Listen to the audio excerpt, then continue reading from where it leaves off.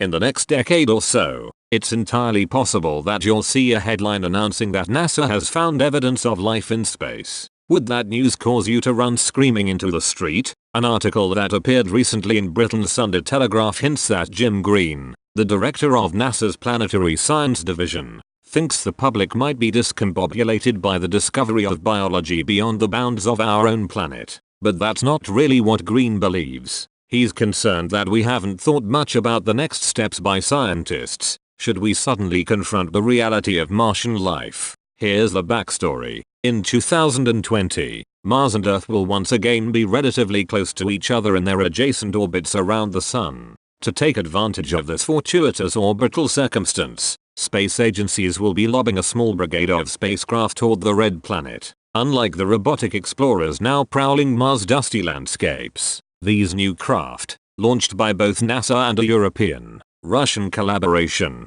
will be engaged in a type of reconnaissance that hasn't been tried since NASA's Viking landers set down there in the mid-1970s. The new craft will go beyond merely scouting for locations that were once suitable for life. They'll be on the hunt for life itself, dead or alive. It's the imminent dispatch of these new robotic explorers that prompted Green to say that we might learn of life on Mars within a few years. They could dig up compelling evidence of biology, but he also said that the next steps are murky. Now, he wasn't saying that news of extraterrestrial life would inevitably disquiet the public. We know it won't because, after all, we ran that experiment more than 2 decades ago. In 1996, the blockbuster science news story of the year was a claim that fossilized microbes had been found in a meteorite known to be a hunk of ancient Martian regolith, or soil. The meteorite, known as ALH 84001, was a small sample of Mars that seemingly contained shadowy corpses of ancient microbes.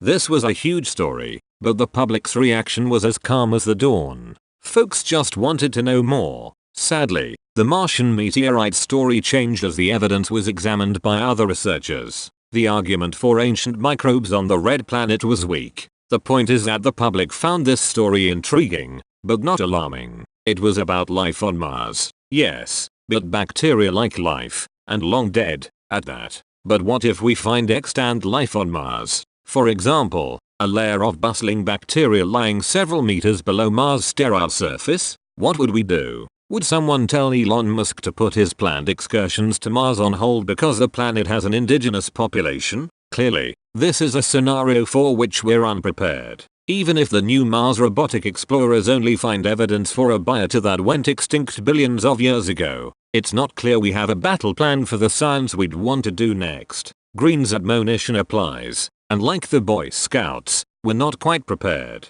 Of course, you could say that the Spanish court was unprepared for the discovery of a new world in 1492, and it too improvised its response. But the hope is that we can do better in the case of finding evidence of life on Mars because, after all, we can see it coming. And then there's this. For many people, the term Martians calls to mind intelligent beings, usually with a less than sympathetic attitude to Earthlings. For these folks, a statement that we're not prepared for a discovery of life on Mars sounds like a worrisome deficiency in military preparedness. For anyone familiar with the actual conditions on Mars, this is a silly concern. There are no civilized species on the red planet, and no evidence that there ever were. If Martians are hunkered down on Earth's little ruddy buddy, you'll need 40x magnification to see them. They're not coming to Earth unless we pack them up and haul them back in our rockets. In addition, a recent survey made by Arizona State University shows that most Earthlings would welcome intelligent aliens. Apparently,